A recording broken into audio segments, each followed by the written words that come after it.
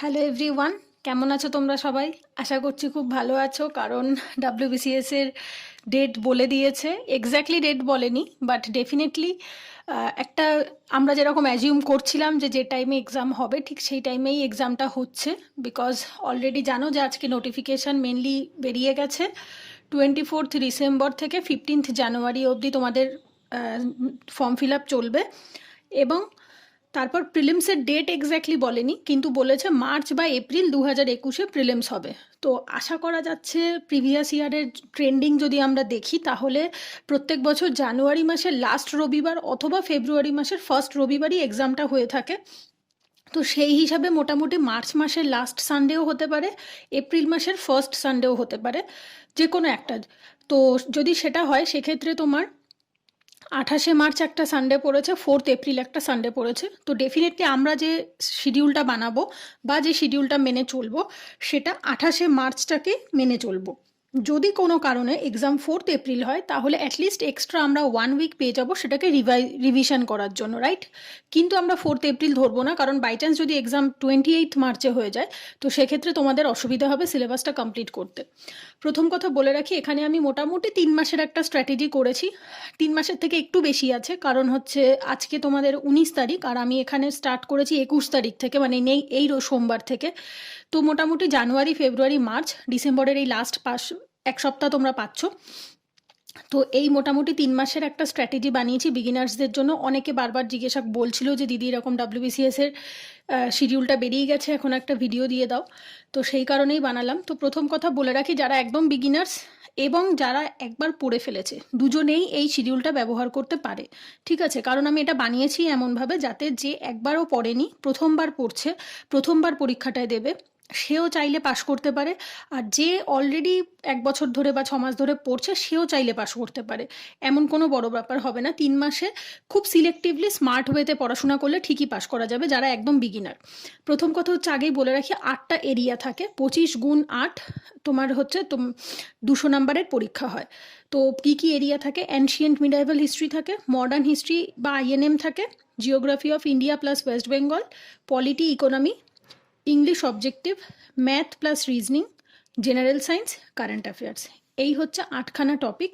এই 8টা টপিকে 8 দিয়ে গুণ করে তোমাদের টোটাল হচ্ছে 200টা প্রশ্ন থাকে, 200 নাম্বারের পরীক্ষা, 2.5 ঘন্টা সময়।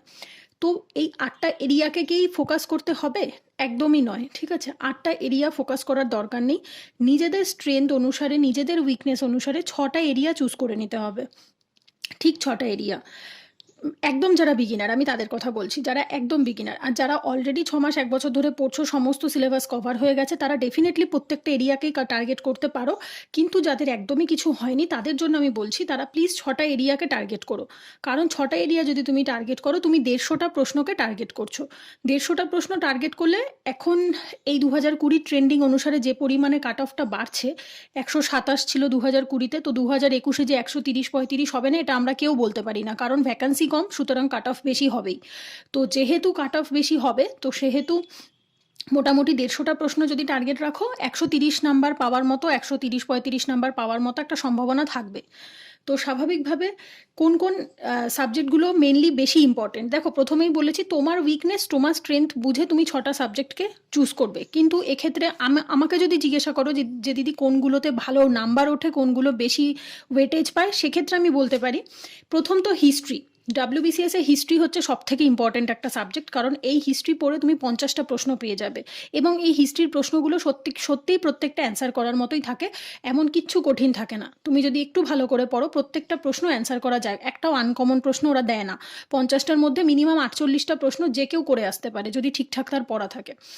এরপর আসে জিওগ্রাফি অফ ইন্ডিয়া আর ওয়েস্ট বেঙ্গল, ভীষণ সোজা প্রশ্ন আসে। ওয়েস্ট বেঙ্গল থেকে 7-8টা প্রশ্ন থাকে, ইন্ডিয়ার থেকেও প্রায় ধরো রকম 12-15টা মতো প্রশ্ন থাকে, 15-16টা মতো। খুব ভালো প্রশ্ন দেয়, মোটামুটি দুটো মিলিয়ে 25টা প্রশ্ন থাকে এবং যথেষ্ট সোজা থাকে, এমন কিছু কঠিন হয় না।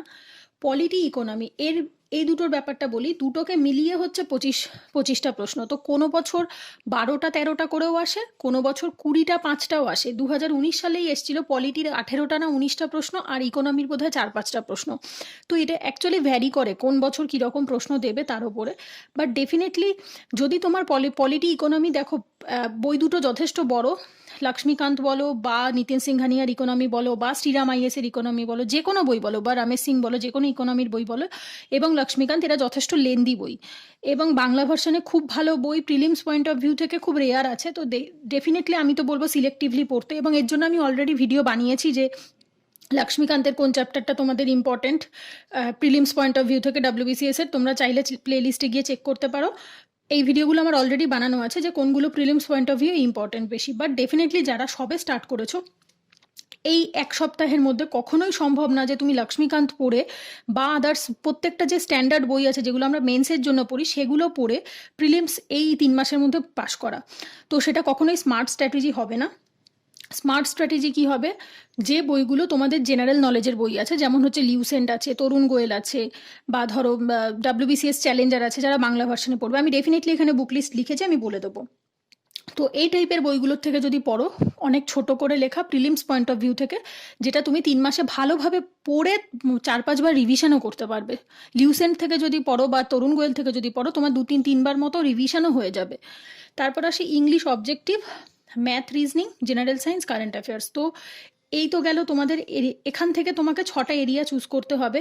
ডেফিনেটলি আমি বলবো ইংলিশ এবং ম্যাথ রিজনিংটা চুজ করবে। কেন? এ দুটোর থেকে না ছাকা নাম্বার ওঠে, মানে তুমি যদি ঠিক করো তো ঠিকই হবে, ভুল হওয়ার সম্ভাবনা থাকে না। তো ডেফিনেটলি আমি বলবো অন্তত পুরো না হোক 25-50টা প্রশ্ন না হোক, অন্তত টার্গেট রাখবে ইংলিশের 25টার থেকে যেন 15টা নাম্বার তোমার ঠিক আসে, ম্যাথ রিজনিং থেকেও তোমার যেন 15 নাম্বার ঠিক আসে, অন্তত 15-30 নাম্বার ম্যাথ রিজনিং থেকে টার্গেট রাখতে হবে। আর কারেন্ট অ্যাফেয়ার্স থেকেও সেম তাই, কারেন্ট অ্যাফেয়ার্স থেকেও যদি 25টা প্রশ্ন থাকে মিনিমাম 15টা প্রশ্ন টার্গেট রাখবে। জেনারেল সায়েন্সে তুমি যদি সায়েন্স ব্যাকগ্রাউন্ডের স্টুডেন্ট হও তাহলে তো তোমার অসুবিধা হওয়ার কথাই নয়। আমি নিজে আর্টস ব্যাকগ্রাউন্ডের স্টুডেন্ট, তো আমি এই সাবজেক্টগুলোর ওপরে বরাবরই ফোকাস বেশি রাখতাম। সায়েন্সটাকে বরাবরই আমি স্কিপ করে যেতাম কারণ আমি খুব একটা পারতাম না। বাট হ্যাঁ, বেসিক্যালি জেনারেল সায়েন্সে খুব একদমই জেনারেল টাইপেরই সায়েন্সের প্রশ্ন দেয়। 2019-20 প্রশ্ন দেখলে বুঝতে পারবে খুব কঠিন প্রশ্ন সায়েন্স থেকে আসেনি, আমি নিজেও পেরেছি সলভ করতে, সেরকমই সোজা প্রশ্নই এসছে। তো সেক্ষেত্রে আমি বলবো যদি তুমি সায়েন্স ব্যাকগ্রাউন্ডের হও সেক্ষেত্রে English, math, reasoning, general science এগুলোর ওপর খুব ফোকাস রাখবে, কারণ তোমার এটা ভালো থাকবে এটা জানাও আমার আশা করা যাচ্ছে। আর যদি আর্টস ব্যাকগ্রাউন্ডের হও তাহলে এই পাশের সাবজেক্টগুলোর ওপর বেশি ফোকাস রাখবে। ঠিক আছে, তো এইভাবে মোটামুটি 150টা প্রশ্ন যদি টার্গেট করো ভালো একটা নাম্বার ওঠার সম্ভাবনা আছে। এরপর আসি বুক লিস্টে। প্রিলিমস পয়েন্ট অফ ভিউ থেকে কোন কোন বুক লিস্ট পড়তে হবে আর কোনগুলো পড়তে হবে না। দেখো, প্রথম কথা হচ্ছে যদি কোনো টিচারের কাছে পড়ো, সে যদি নোট দিয়ে থাকে, আমি জানি না দিয়েছে কিনা, বাট আমার কাছে যারা পড়ে আমি তাদেরকে নোট দিই, তো তারা আমার নোটটাই পড়বে। আমি তাদেরকেও রেকমেন্ড করেছি প্রিলিমসের আগে শুধুমাত্র নোট পড়ার জন্য, বই পড়ার জন্য নয়। আমি যেহেতু প্রিলিমস পয়েন্ট অফ ভিউ থেকে নোট দিয়েছি তাদের, তো তারা কি করবে, শুধু নোট পড়বে। কিন্তু যদি তোমার কাছে নোট অ্যাভেলেবেল না থাকে, ঠিক আছে, যদি অ্যাভেলেবেল থাকে তবে তো নোট পড়তে পারলে, যদি কোনো টিচারের কাছে পড়ো ডেফিনেটলি নোট থাকবে। যদি না থাকে সেক্ষেত্রে কি করবে, লিউসেন্ট বা তরুণ গোয়েলের জিকের যে বইটা সেখান থেকে পড়বে। এটা হচ্ছে ইংলিশ ভার্সনের বই, লিউসেন্ট এবং তরুণ গোয়েল দুজনেই ইংলিশ ভার্সনের বই। যদি এবং ডাব্লিউবিসিএস প্রিলিমসে বাংলা ভার্সনেও প্রশ্ন আসে। তো সুতরাং তোমার যদি মনে হয় যে তুমি এই 3 মাসে ইংলিশটাকে ইমপ্রুভ করে মুখস্থ করে উঠতে পারবে না, সেক্ষেত্রে আমি তোমায় রেকমেন্ড করবো ডাব্লিউবিসিএস চ্যালেঞ্জার পড়ার জন্য। একটা বাংলা ভার্সনের মোটা বই, এটা বাংলা ভার্সনের, এখানেও প্রত্যেকটা ডাব্লিউবিসিএস এর ছায়া প্রকাশনী বার করে বইটা, প্রত্যেকটা সাবজেক্ট কভার করা আছে একদম। এই 8খানা সিলেবাস অনুসারে 8টা সাবজেক্টই, মানে কারেন্ট অ্যাফেয়ার্স বাদ দিয়ে মেনলি জিকের সাবজেক্টগুলো তোমার হচ্ছে এই ডাব্লিউবিসিএস চ্যালেঞ্জারে প্রত্যেকটা পাই টু পাই কভার করা আছে বাংলা ভার্সনে। খুব ভালো বইটা, প্রিলিমসের জন্য খুব ভালো বই। তুমি যদি ভালো করে পড়ে 2-3 বার রিভিশন করো, প্রিলিমসে ভালোভাবে প্রশ্ন কমন পাওয়া যাবে। এরপর আসি WBCS scanner for previous year. এটা সব থেকে ইম্পর্টেন্ট একটা বই, তোমাকে সলভ করতেই হবে। ডাব্লিউবিসিএস স্ক্যানার ভীষণ ভালো বই, এটা প্রিভিয়াস ইয়ারের জন্য একদম লাস্ট 20-25 বছরের থাকে, 1999 থেকে 2020 অবধি তুমি প্রত্যেকটা প্রশ্ন পেয়ে যাবে এখানে। প্রত্যেকটা প্রশ্ন তোমাকে সলভ করতে হবে, এবং এটা সলভ করা এমন কোনো ব্যাপার না, খুবই সোজা বই। আমি নিজে যখন 19 সালে পরীক্ষা দিয়েছি তখন আমি এই বইটা মোটামুটি 5 থেকে 6 দিনের মধ্যে পুরোটা সলভ করে ফেলেছিলাম, এবং খুব ইন্টারেস্টিং বইটা।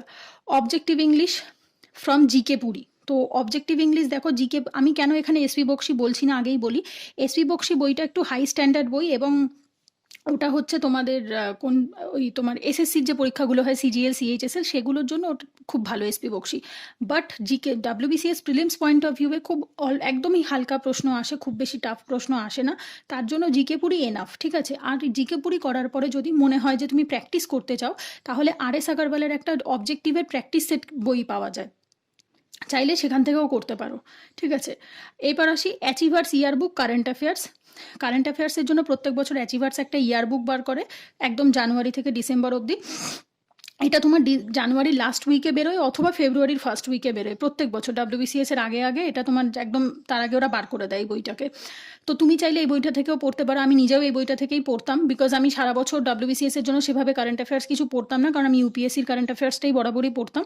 তো শুধু আমি অ্যাচিভার্স ইয়ার বুক থেকে বছরের লাস্টে যখন এক্সামের আগে আগে তখন আমি জাস্ট যেগুলো ইম্পর্টেন্ট সিলেক্টিভলি, সব নয় কিন্তু এই বইটা অনেক মোটা হয়, অনেক কিছু থাকে, সমস্ত কিছু লাগে না, শুধু ইম্পর্টেন্ট যে এরিয়াগুলো সেগুলো লাগে। তো বইটা বেরোলে পরে আমি ডেফিনেটলি চেষ্টা করবো একটা ভিডিও বানাবার যে কোন কোন এরিয়াগুলো ইম্পর্টেন্ট এই বইটা থেকে। দেন হচ্ছে আর.এস. আগরওয়ালের ম্যাথ অ্যান্ড রিজনিংয়ের, তুমি এই মুহূর্তে যদি মনে করো যে তুমি শুরু করে শেষ করতে পারবে না, সিলেক্টিভলি করো। হ্যাঁ, আর.এস. আগরওয়ালের কিছু ম্যাথের চ্যাপ্টার আছে, যেমন ratio, average, complex interest, compound interest, because WBCS প্রিলিমসে একদম বেসিক খুব সোজা সোজা ম্যাথ আসে, এমন কিছু কঠিন ম্যাথ আসে না।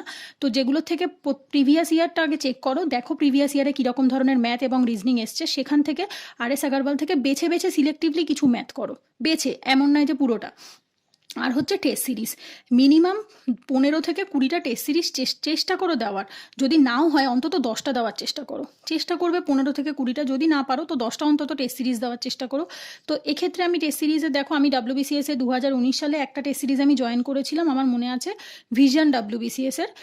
ওখানে বোধহয় 20টা মক টেস্ট ছিল, 1000 টাকা ছিল, আমি জানি না এখন তাদের ফিস কত হয়েছে, বাট সেই টাইমে ছিল 1000 টাকায় 20টা মক টেস্ট। তো ওটা খুব হেল্পফুল ছিল আমার, আমি নিজে প্রিপারেশনের পরে লাস্টে ওগুলো মুখস্থ করে মানে টোটালি পড়ার রিভিশন হওয়ার পর আমি ওই মক টেস্টগুলো দিয়েছিলাম, আমার সত্যি খুব হেল্প হয়েছিল সাবজেক্ট ওয়াইজ, এবং ফুল মক টেস্ট অনেক ছিল ওখানে, প্রচুর প্রশ্ন ছিল ওখানে, প্রায় 12,000 এমসিকিউ মতো এক্সট্রাও আমাদের দেওয়া হয়েছিল। তো ওটা খুব হেল্পফুল ছিল, চাইলে তোমরা সেটাও জয়েন করতে পারো।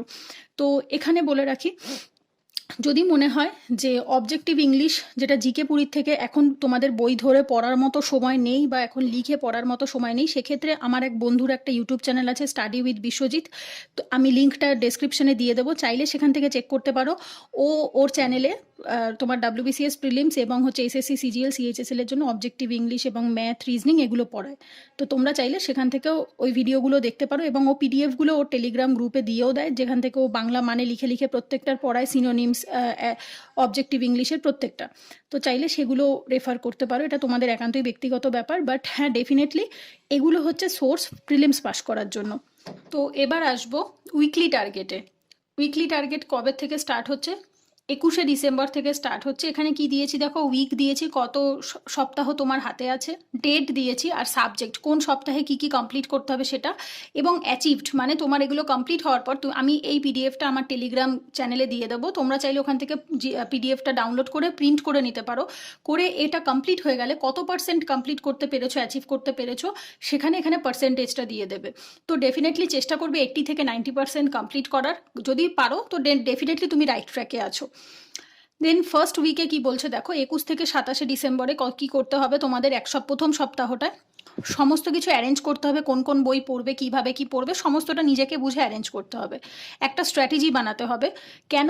আমি এখানে যে স্ট্র্যাটেজিটা বানিয়ে দিয়েছি সেটা একটা ওভারঅল জেনারেল স্ট্র্যাটেজি বানিয়েছি, কারণ আমি জানি না তোমার কোন 6টা সাবজেক্ট স্ট্রং এরিয়া, আমি এখানে প্রত্যেকটা 8খানা সাবজেক্টেরই একটা স্ট্র্যাটেজি বানিয়েছি, কিন্তু তোমাকে এখান থেকে জাস্ট একটা আইডিয়া নিয়ে নিজের মতো করে একটা স্ট্র্যাটেজি বানাতে হবে, যেখানে তুমি 6টা সাবজেক্টের 6টা এরিয়ার ওপর মেনলি তুমি ফোকাস করবে।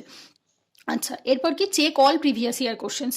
এই সপ্তাহে তোমাকে স্ক্যানার থেকে সমস্ত প্রিভিয়াস ইয়ার কোশ্চেন চেক করতে হবে, আমি বলছি না সলভ করতে হবে, জাস্ট চেক করতে হবে, মানে কি ধরনের প্রশ্ন আসে, কেমনভাবে প্রশ্ন আসে সেটা বুঝে তুমি পড়তে পারবে, কারণ তুমি যদি একবার দেখে নাও কিভাবে প্রশ্ন আসে, তুমি যখন পড়বে তোমার মাথায় সেটা থাকবে, এবং তুমি ওইভাবেই অ্যান্সারটা, মানে পড়ার সময় ওইভাবেই ব্রেনকে রিলেট করতে পারবে জিনিসটার সাথে।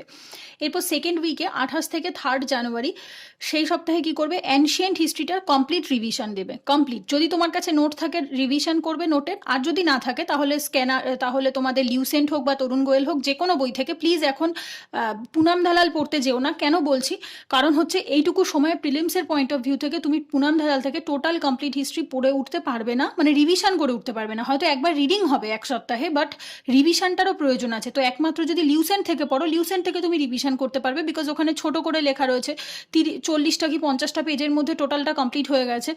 হিস্ট্রিটা। তো ডেফিনেটলি তো ওই 30-40টা পেজ তুমি ইজিলি অ্যানশিয়েন্ট হিস্ট্রির পুরো সপ্তাহ জুড়ে 4-5 বার রিভিশন করতে পারবে। তো ডেফিনেটলি আমি রেকমেন্ড করবো এখন তুমি প্রিলিমস পয়েন্ট অফ ভিউ থেকে ছোটোখাটো বই থেকে পড়ো, বেশি বড় মেন্সের বই থেকে পড়তে যেও না। প্লাস হচ্ছে 1 আওয়ার অবজেক্টিভ ইংলিশ দেবে, যেটা আমি অলরেডি বললাম, চাইলে ভিডিও দেখেও কমপ্লিট করতে পারো অবজেক্টিভ ইংলিশ, অথবা 1 আওয়ার বই থেকেও পড়তে পারো, যেটা তোমার সুবিধা হবে তুমি সেটাই করতে পারো। প্লাস 1 আওয়ার ম্যাথ, 1 ঘন্টা তোমাকে ডেলি ম্যাথকে টাইম দিতে হবে, ম্যাথ এবং ইংলিশ ডেলি 1 ঘন্টা 1 ঘন্টা 2 ঘন্টা দিতে হবে। দেন হচ্ছে থার্ড উইকে কি করবে, 4th জানুয়ারি থেকে 10th জানুয়ারি মিডাইভেল হিস্ট্রি টোটাল কমপ্লিট করবে, যে কোনো সোর্স থেকে যেগুলো আমি মেনশন করেছি ওপরে সেখান থেকে। 1 আওয়ার ইংলিশ, 1 আওয়ার রিজনিং, তো এখানে 1 ঘন্টা কি করবে, রিজনিং করবে। 4th উইকে কি করবে, 11th থেকে 17 জানুয়ারি মডার্ন হিস্ট্রি কমপ্লিট করবে, প্লাস হচ্ছে 1 hour English, 1 hour math. 5th উইকে 18 জানুয়ারি থেকে 24 জানুয়ারি আইএনএম, ইন্ডিয়ান ন্যাশনাল মুভমেন্ট। তো এখানে অবশ্যই বলবো ডিফারেন্স আছে মডার্ন হিস্ট্রি আর আইএনএম এর মধ্যে। মডার্ন হিস্ট্রি হচ্ছে 1750 থেকে 1857 সালটাকে বলা হয় মডার্ন হিস্ট্রি, আর আইএনএম শুরু হচ্ছে 1857 থেকে 1947 অব্দিকে আইএনএম বলা হয়, ইন্ডিয়ান ন্যাশনাল মুভমেন্ট বা ফ্রিডম স্ট্রাগল বলা হয় যেটাকে। তো সেটা কমপ্লিট করবে, plus 1 hour English, 1 hour reasoning. তো পুরো তুমি এটা কি করলে, প্রথম 5টা সপ্তাহের মধ্যে তোমার টোটাল হিস্ট্রি কমপ্লিট হয়ে গেল, প্লাস হচ্ছে ইংলিশ এবং ম্যাথটা রিজনিংটা তুমি ভালোভাবে মোটামুটি হয়ে যাবে, at least prelims point of view থেকে হয়ে যাবে। এখানে তুমি টোটাল কমপ্লিট করার চেষ্টা করো না, স্মার্ট স্ট্র্যাটেজিতে এগোতে হবে, তবেই একমাত্র 3 মাসে অ্যাজ আ বিগিনার তুমি পাস করতে পারবে। 6th উইকে কি করবে, 25 থেকে 31 জানুয়ারি জিওগ্রাফি অফ ইন্ডিয়া আর ওয়েস্ট বেঙ্গল। তো এটার সোর্স আমি আগে দিয়ে বলে দিই, যদি মনে করো দেখো জিওগ্রাফি অফ ইন্ডিয়াটা না খুব ভালোভাবে লিউসেন্টে দেওয়া নেই। তো আমি নিজে পার্সোনালি কি করেছিলাম, আমি 11th আর 12th যে দুটো এনসিআরটি আছে, ইন্ডিয়ার এনসিআরটি দুটো, ওয়ার্ল্ডেরটা নয়, ইন্ডিয়া ফিজিক্যাল এনভায়রনমেন্ট আর একটা হচ্ছে ইন্ডিয়া পিপল অ্যান্ড ইকোনমি, তো ওখান থেকে আমি ইন্ডিয়ান জিওগ্রাফিটা মোটামুটি প্রিলিমস পয়েন্ট অফ ভিউয়ে পড়ে ছোট শর্ট নোট করে নিয়েছিলাম নিজের খাতায়। আর ওয়েস্ট বেঙ্গল জিওগ্রাফির জন্য একটা বই আছে, know your state West Bengal. তো এই দুটোই হচ্ছে ইংলিশ ভার্সন, আমি যেহেতু ইংলিশ ভার্সনে পরীক্ষা দিয়েছিলাম তো পড়তামও ইংলিশ ভার্সনে। যদি কেউ মনে করো যে না তুমি ইংলিশ ভার্সনে দেবে না, বাংলা ভার্সনে পড়বে, সেক্ষেত্রে তুমি কার্তিকচন্দ্র মণ্ডলের ভূগোল বইটি পড়তে পারো, যথেষ্ট ভালো বই ওখানে। তবে হ্যাঁ, ডেটাগুলো দেখবে না, কারণ ডেটাগুলো অনেকটা ওল্ড আছে, খুব একটা আপডেটেড নয় এবং কিছু ভুল ডেটাও রয়েছে, বাট কনসেপচুয়ালি বইটি খুব ভালো। কনসেপচুয়াল ক্ল্যারিটির জন্য তুমি ইন্ডিয়া এবং ওয়েস্ট বেঙ্গল জিওগ্রাফি বাংলা ভার্সনে ওই বইটি থেকে পড়তে পারো। এরপর আসি current affairs from achievers year book. তো এই লাস্ট উইকে মোটামুটি অ্যাচিভার্স তুমি পেয়ে যাবে আশা করছি, জানুয়ারির লাস্ট উইক থেকে। এই সপ্তাহটাতে তোমাকে জিওগ্রাফির সাথে কি কি রিভাইজ করতে হবে, কারেন্ট অ্যাফেয়ার্সটাও রিভাইজ করতে হবে। আমি আগেই বললাম বইটা বেরোলে পরে আমি চেষ্টা করবো একটা ভিডিও বানিয়ে দেওয়ার, যে কোন কোন এলাকা মানে কোন কোন এরিয়াগুলো প্রিলিমস পয়েন্ট অফ ভিউ থেকে ইম্পর্টেন্ট হয়, যাতে মিনিমাম 15টা কোশ্চেন তোমরা 25টার মধ্যে থেকে মিনিমাম 15টা প্রশ্ন কমন পেয়ে আসতে পারো। তো ডেফিনেটলি আমি চেষ্টা করবো বইটা বেরোলে একটা ভিডিও করে দেওয়ার। এরপর আসছি 7th উইকে কি বলছে দেখো, 1st ফেব্রুয়ারি টু 7th ফেব্রুয়ারি কি করবে, পলিটি সিলেক্টিভলি পড়বে, আর হচ্ছে 1 hour math plus current affairs from year book. তো আমি আগেই বললাম দেখো, পলিটি সিলেক্টিভলি এটাও আমি বলেছি লক্ষ্মীকান্তের কোন কোন চ্যাপ্টার প্রিলিমসের পয়েন্ট অফ ভিউ ইম্পর্টেন্ট হয়, আমি সেটা আগে একটা ভিডিও করে দিয়েছি, চাইলে সেটা দেখতে পারো। যদি মনে হয় যে এই মুহূর্তে লক্ষ্মীকান্ত পড়ে হবে না, যে সিলেক্টিভ চ্যাপ্টার পড়তেও অনেকটা সময় লাগবে, বুঝতেও সময় লাগবে, গো ফর লিউসেন্টের পলিটির যে সেকশনটা আছে যথেষ্ট ভালো, বিশ্বাস করো। আমি সমস্ত বড় বড় বই পড়েছি ঠিকই, কিন্তু আমার লিউসেন্ট খুব ভালোভাবে পড়া। আমি প্রিলিমসের আগে আমি বারবার লিউসেন্ট থেকেই রিভাইজ করতাম। আমি 2019 সালে প্রিলিমসের আগে আমি বারবার লিউসেন্ট থেকেই রিভাইজ করে কিন্তু পাশ করেছি প্রিলিমস, এমন নয় যে পাশ করিনি, আমি পাশ করে তারপর কথাটা বলছি। তোমার মোটামুটি অবশ্য ডেফিনেটলি সেই সময় কাট অফ কম ছিল, সে সময় মোটামুটি 112-15 পেয়েছিলাম, তো তাতেই 5 নাম্বার উঠে যেত। কিন্তু এই মুহূর্তে দাঁড়িয়ে সেটা হয় না, এই মুহূর্তে দাঁড়িয়ে অনেকটা নাম্বার লাগছে ঠিকই। তো ডেফিনেটলি আমি কিন্তু পলিটির জন্য তোমার প্রিলিমসের আগে লিউসেন্টই রিভিশন করেছিলাম, বিকজ সেই সময় দাঁড়িয়ে 2 মাস 3 মাসের মধ্যে লক্ষ্মীকান্ত পড়ে কমপ্লিট করাটা একটু অসুবিধারই ছিল। দেন 1 আওয়ার ম্যাথ এবং কারেন্ট অ্যাফেয়ার্স করবে কোথা থেকে, ইয়ার বুক থেকে। 8th উইকে কি করবে, 8 থেকে 14th ফেব্রুয়ারি ইকোনমি সিলেক্টিভলি পড়বে। এটাও সেম, ইকোনমি চাইলে তুমি তোজামুল হোসেনের বাংলা ভার্সনের বইটিও পড়তে পারো, অথবা যদি মনে হয় যে না তুমি ইংলিশ ভার্সনের যেটা পড়েছো তার যদি কোনো নোট বানানো থাকে সেটাও পড়তে পারো, অথবা তরুণ গোয়েলের যে বইটা রয়েছে, তরুণ গোয়েলের ইকোনমি সেকশনটা খুব ভালো, তরুণ গোয়েলের ইকোনমি সেকশনটা থেকেও তুমি পড়তে পারো। চেষ্টা করবে একটু আপডেটেড বই থেকে পড়ার, কারণ কি ইকোনমিটা ওল্ড ডেটা পড়ে খুব একটা লাভ হয় না, বিকজ ইকোনমিটা সবসময় চেঞ্জ হয়। তো দ্যাটস ওয়াই আমি রেকমেন্ড করবো প্লিজ আপডেটেড বই থেকে পড়ো। 1 আওয়ার রিজনিং করো, কারেন্ট অ্যাফেয়ার্স হচ্ছে ইয়ার বুক থেকে করতে থাকো। 9th উইকে কি করবে, 15 থেকে 21 ফেব্রুয়ারি জেনারেল সায়েন্স পড়বে, 1 আওয়ার ইংলিশ করবে, কারেন্ট অ্যাফেয়ার্স ইয়ারবুক যেমন করছো সেভাবে কন্টিনিউ করবে। মোটামুটি দিনে 2 ঘন্টা করে কারেন্ট অ্যাফেয়ার্সকে দেবে, 2 ঘন্টা কারেন্ট অ্যাফেয়ার্স, 1 ঘন্টা ইংলিশ বা ম্যাথ যেটা খুশি। আর হচ্ছে তারপর এই তোমার 3 ঘন্টা গেল, তারপরেও মোটামুটি তোমার কাছে 5-6 ঘন্টা মতো থাকবে। চেষ্টা করবে মিনিমাম 9 থেকে 10 ঘন্টা ডেলি পড়ার। WBCS প্রিলিমসের আগে মিনিমাম 10 ঘন্টা তোমাকে পড়তে হবে যদি তুমি বিগিনার্স হও এবং তোমাকে যদি 3 মাসে পরীক্ষাটা পাস করতে হয়। 10 ঘন্টার কম পড়লে হবে না। ডেফিনেটলি হতে পারে 8 ঘন্টা অবধি, তবু ঠিক আছে। 8 থেকে 10 ঘন্টার কমে প্লিজ পড়ো না, কারণ হচ্ছে এতগুলো সিলেবাস তোমাকে কমপ্লিট করে আবার রিভিশনও করতে হবে। দেন 10th উইকে 22 থেকে 28 ফেব্রুয়ারিতে টোটাল কারেন্ট অ্যাফেয়ার্স বুকটাকে পড়তে হবে সিলেক্টিভলি, মানে 60% অফ দ্য বুক, আমি বলছি না পুরো বইটা, সিলেক্টিভলি 60% কমপ্লিট করবে কারেন্ট অ্যাফেয়ার্সের। তো সেখানে কমপ্লিট করছো কি, কারেন্ট অ্যাফেয়ার্স সেকশনটা টোটালটা কমপ্লিট করে দিচ্ছ। 11th উইকে 1 মার্চ থেকে 7 মার্চ কি করছো দেখো, টোটাল হিস্ট্রি রিভিশন। হিস্ট্রি যখন আমি বলছি সেখানে অ্যানশিয়েন্ট, মিডাইভাল, মডার্ন, INM সবটা পড়ে যাচ্ছে, মানে 50 নাম্বারের যে হিস্ট্রি রয়েছে সেই 50 নাম্বারের টোটাল হিস্ট্রিটা রিভিশন করবে লিউসেন্ট থেকে বা যে কোনো নোট থেকে তোমার কাছে যদি থাকে। প্রিভিয়াস ইয়ার সলভ করবে স্ক্যানার থেকে। হিস্ট্রি সেকশনে যত প্রশ্ন এসছে প্রিভিয়াস ইয়ারে সেগুলো সমস্তটা সলভ করবে চ্যাপ্টার ওয়াইজ। ধরো তুমি ইন্দাস ভ্যালি সিভিলাইজেশন পড়লে, তো ওখান থেকে ইন্দাস থেকে যে কটা প্রিভিয়াস ইয়ারে কোশ্চেন এসছে তুমি সেগুলো সব সলভ করবে। আর হচ্ছে টেস্ট সিরিজ দেবে। টেস্ট সিরিজ 2 থেকে 3টে সপ্তাহে দিতেই হবে, মিনিমাম 3টে টেস্ট সিরিজ সপ্তাহে দিতে হবে মিনিমাম। তো ডেফিনেটলি আমি আগেই বলেছি কিসের টেস্ট সিরিজ নিতে পারো এটা তোমার ব্যাপার, বাট ডেফিনেটলি চেষ্টা করবে 3টে টেস্ট সিরিজ সপ্তাহে দেওয়ার। এবার 12th উইকে কি করবে, 8 থেকে 14 মার্চ টোটাল জিওগ্রাফি এবং জেনারেল সায়েন্সটা রিভাইজ করবে। টোটাল জিওগ্রাফি এবং জেনারেল সায়েন্স। জেনারেল সায়েন্সও আমি বললাম লিউসেন্ট থেকেও পড়তে পারো বা মাধ্যমিকের যে বইগুলো আমরা আগে পড়েছি সেখান থেকে যদি কখনো নোট বানানো থাকে সেটাও পড়তে পারো। আর হচ্ছে জিওগ্রাফি তো অলরেডি সোর্স বলেছি, সেখান থেকে পড়তে পারো। প্রিভিয়াস ইয়ার কোশ্চেন সলভ করবে, জিওগ্রাফি এবং জেনারেল সায়েন্স থেকে যত প্রিভিয়াস ইয়ারে কোশ্চেন এসছে সেগুলো সব সলভ করবে। টেস্ট সিরিজ এই সপ্তাহেও 2 থেকে 3টে টেস্ট সিরিজ দিতেই হবে, ফুল মক টেস্ট যেগুলো একদম, হ্যাঁ ফুল মক টেস্ট দেবে। 13th উইকে 15 থেকে 21 March polity, economy total revise করবে, প্লাস হচ্ছে এর প্রিভিয়াস ইয়ারটা টোটাল করবে, আর কারেন্ট অ্যাফেয়ার আর হচ্ছে টেস্ট সিরিজ 2 থেকে 3টে দেবে।